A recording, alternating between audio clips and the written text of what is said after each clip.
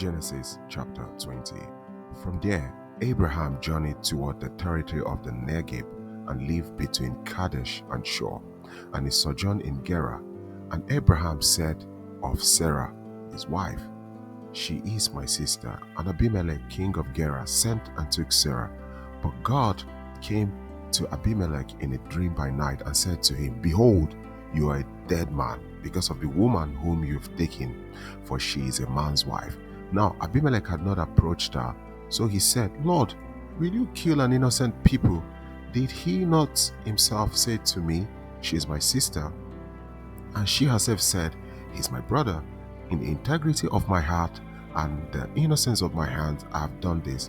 And the Lord said to him in the dream, "Yes, I know that you've done this in the integrity of your heart, and it was I who kept you from sinning against me. Therefore, I did not let you touch her. Now then, return the man's wife, for he is a prophet, so that he will pray for you, and you shall live. But if you do not return her, you shall surely die, you and all who are yours." So Abimelech rose early in the morning and called all his servants and told them all these things.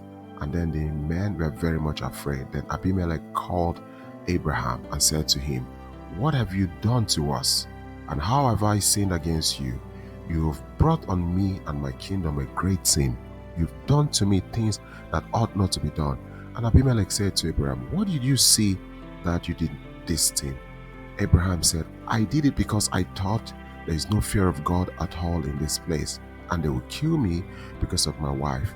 Besides, she is indeed my sister, the daughter of my father, though not the daughter of my mother, and she became my sister. And when God caused me to wander from my father's house, I said to her, 'This is the kindness you must do to me, that every place to which we come, say of me, he is my brother.' Then Abimelech took sheep and oxen and male servants and female servants and gave them to Abraham and returned Sarah, his wife, to him. Then Abimelech said, 'Behold, my hand is before you. Dwell where it pleases you.' To Sarah he said, 'Behold, I've given your brother 1,000 pieces of silver. It's a sign of your innocence in the eyes of all who are with you, and before everyone you are vindicated.'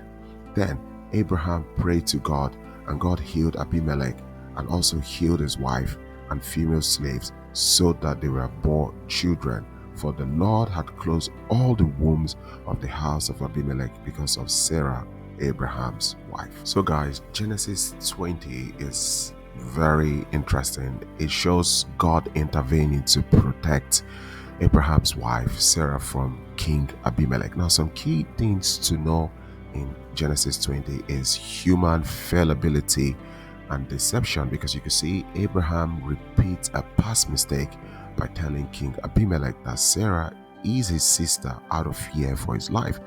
This is a sign that humans have weakness and tendency to rely on deceit, despite being a man of faith, which Abraham was.